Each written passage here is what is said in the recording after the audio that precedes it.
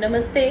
मैं गनीता राय आप सभी के बीच में फिर से दोस्तों, और आप सभी का मेरे चैनल पे हार्दिक हार्दिक स्वागत है। और आज की वीडियो हम लेके आए हैं, मैं लेके आई हूँ आप सभी के लिए कि जैसा कि आप सभी जानते हैं कि अभी इस समय में पितृपक्ष चल रहा है, पितृपक्ष का समय चल रहा है। और ये वीडियो मैं बना रही हूँ उन लोगों के लिए, चाहे वो बेशक एक स्टूडेंट हो या अपनी जॉब की वजह से अपने परिवार से दूर रह रहे हो, किसी अन्य राज्य में रह रहे हो, और इस वक्त चल रहा है पितृपक्ष। और उनके घर पे तो पितृपक्ष श्राद्ध उनके पूर्वजों का, उनके माता पिता कर रहे होंगे, तर्पण भी कर रहे होंगे, लेकिन वो आपके माता पिता कर रहे होंगे ये कार्य, है ना। और आपका भी कुछ फर्ज बनता है अपने पितरों के लिए। इस वीडियो को ध्यान से समझिएगा। और आप हैं एक स्टूडेंट और आप अपनी स्टडी के लिए हैं बाहर, या फिर आप अपनी जॉब के लिए हैं अपने परिवार से दूर, अपने क्षेत्र से दूर, और इस समय में चल रहा है पितृपक्ष। तो क्या आपको अपने पूर्वजों के लिए कुछ करना नहीं चाहिए? आपको नहीं लगता? जो आपके माता पिता कर रहे हैं वो बिल्कुल कर रहे हैं, वो भी घर परिवार के लिए कर रहे हैं, पितृ शांति के लिए कर रहे होंगे, श्राद्ध निकाले होंगे, दान किया होगा, तर्पण दिया होगा, सब कुछ आपके माता पिता ने किया, यानी कि आपके परिवार ने किया, यानी कि आपकी फैमिली ने किया। लेकिन दोस्त, आप कुछ भी नहीं कर पा रहे हैं क्योंकि आप हैं अपने घर से दूर, आप हैं अपने घर से दूर। तो बहुत छोटी सी विधि है जिसको आप जहाँ कहीं भी हो, आप जहाँ कहीं भी हो, बेशक आप अपने परिवार से दूर हो, लेकिन आप अपने पूर्वजों के लिए, यानी कि अपने पितरों के लिए, जैसे पितृ का एग्जाम्पल मैं छोटा सा देना चाहूँगी। जैसे कि मान लीजिए, जैसे कि हमारे नाना नानी इस समय में हमारे साथ नहीं होते, हमारे दादा दादी हो गए, या घर के और कोई बड़े पूर्वज हो गए जिसकी जानकारी हमें प्राप्त तो है और पितृपक्ष है, और उनका श्राद्ध भी जरूरी है, जो कि हमारे माता पिता कर भी रहे होंगे क्योंकि हम हैं उनसे दूर, हम हैं अपने घर परिवार से दूर। तो आप कैसे अपने पूर्वजों के लिए कुछ कर सकते हैं? बहुत इजी है, बहुत इजी है। आपको कुछ नहीं करना है। एक तो मैंने अपनी वीडियो, जिस वक्त पितृपक्ष स्टार्ट हुआ था, मैंने एक वीडियो डाली थी, अगर आपको समय मिले तो एक बार आप उस वीडियो को ज़रूर देख लीजिएगा। एक तो आपको तर्पण करना है, आप तर्पण करिए, और उसके बाद आप क्या करेंगे, बहुत ही आसान सा कार्य है। आप किसी धार्मिक स्थल पे जा सकते हैं, जैसे कि मंदिर कहूँगी मैं, वहाँ जा सकते हैं। वहाँ देखते होंगे ना, हर मंदिर के बाहर बहुत से कुछ गरीब लोग बैठे हुए होते हैं, कुछ खाने की वजह से बैठे होते हैं कि कहीं कोई आएगा और हमें कुछ देगा, खाने पीने का सामान देगा, या कोई वस्तु दे देगा, या कोई दान हमें मिल जाएगा, या कुछ चंद पैसों के लिए भी वहाँ बैठते हैं। लोग ना मजाक उड़ाते हैं आजकल के समय में, कहते हैं ये जो भिखारी है ना, ये जो भिखारी है ना, तुम्हें पता नहीं है ये भिखारी नहीं है, इसके घर में पता नहीं कितना पैसा भरा हुआ होगा, पता नहीं इसके अकाउंट में कितना बैंक बैलेंस होगा। मैं कहती हूँ, होगा नहीं होगा, आपका सोचने का हक और अधिकार किसने दिया आपको? किसने दिया इतना बड़ा आप शब्द किसी के लिए कहने के लिए? आप किसी के हालात को नहीं जानते। अगर वो भिखारी बना मंदिर के पास तो वो क्यों बना? और मैं कहती ठीक है, उसके पास पैसा हो, या उससे कार्य करवाया जा रहा हो, या उसको दिन भर की कमीशन दी जाती हो कि तुम इतना इतना अमाउंट कलेक्ट करके लाओगे, उसमें से 50 तुम्हारा 50 हमारा। हो सकता है मे बी ऐसा भी हो, लेकिन आपको इतना दिमाग लगाने की ज़रूरत नहीं है। मैं आपको सिर्फ समझाने आई हूँ पितृपक्ष में आपको क्या करना है।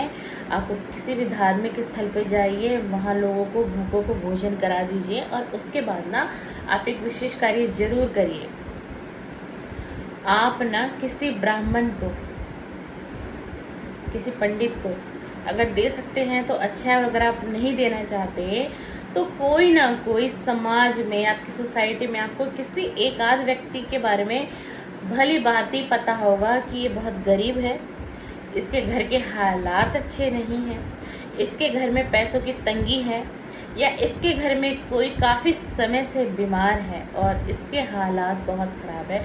अगर आप जानते हैं किसी भी माध्यम से किसी ऐसे व्यक्ति को, तो कर दीजिए उसकी मदद, कर आइए वहाँ कुछ दान पुण्य, दे आइए एक वस्त्र का दान, या दे आइए अन्न का दान, या दे आइए कुछ धन का दान।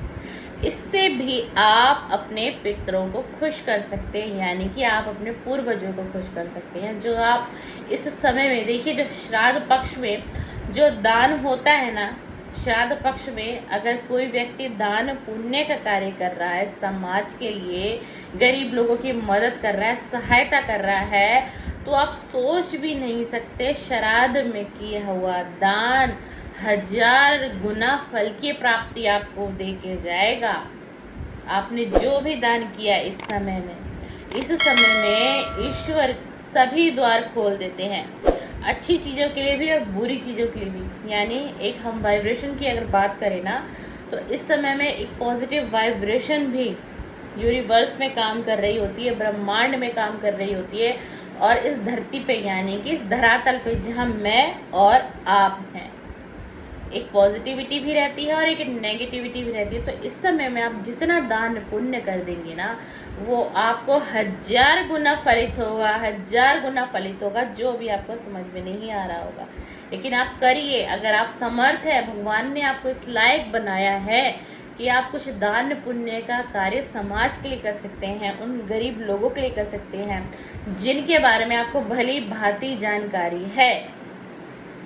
तो अगर आप घर परिवार से दूर है और चल रहा है पितृपक्ष, आप कोई स्टूडेंट है या आपको कोई बिजनेस है जो घर से बाहर आपने किया हुआ और आप घर नहीं जा पाते हैं, बहुत ही कम समय घर जाते हैं आप, 6 महीने में या 3 महीने में, तो आप कहीं भी है ना, कहीं भी है, किसी भी राज्य में है, तो वहाँ से बैठे बैठे आप कुछ ऐसे 2-4 कार्य कर दीजिए। आप दान कर दीजिए, किसी भूखे को भोजन करा दीजिए, या फिर कोई बहुत गरीब है ना, बहुत गरीब है, तो उसके घर में 10 से 15 दिन का, और अगर यदि आप समर्थ हैं तो 30 दिन का भी उसके घर में अन्न का प्रबंध करा दीजिए, यानी कि राशन उसको दिलवा दीजिए और वो भोजन करे। और आपको पता है, जब हम किसी को भोजन कराते हैं ना, किसी को अन्न का दान देते हैं, तो वो बहुत दिल से आपको ब्लेसिंग देता है, और वो ब्लेसिंग सिर्फ आपको नहीं मिलती, आप उसकी दी हुई ब्लेसिंग आपके 7 पीढ़ियों को मिलती है, सिर्फ आप तक नहीं पहुंचती वो।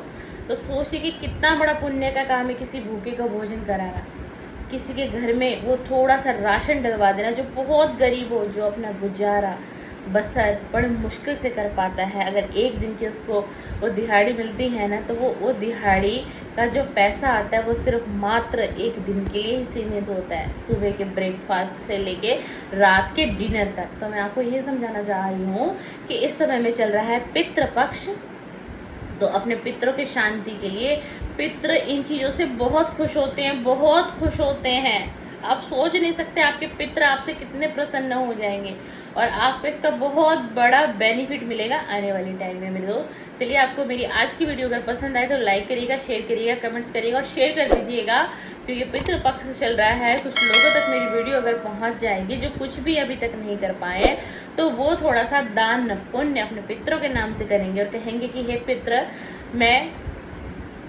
अपने परिवार के साथ नहीं हूँ, मैं जो नियम है आपके, मैं वो नियम नहीं कर सकता, और इतना समय मेरे पास नहीं, इतना ज्ञान मेरे पास नहीं, क्योंकि मैं हूँ अपने परिवार से दूर इस समय में। तो मुझसे जितना बन पड़ा मेरे पितृ, मैंने आपके लिए किया, इसको आप स्वीकार करिए।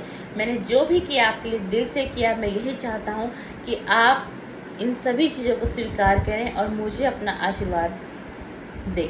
बस इतना कह दीजिए, बस हो गया आपका पितृपक्ष, कर दिया आपने दान बहुत अच्छी तरीके से।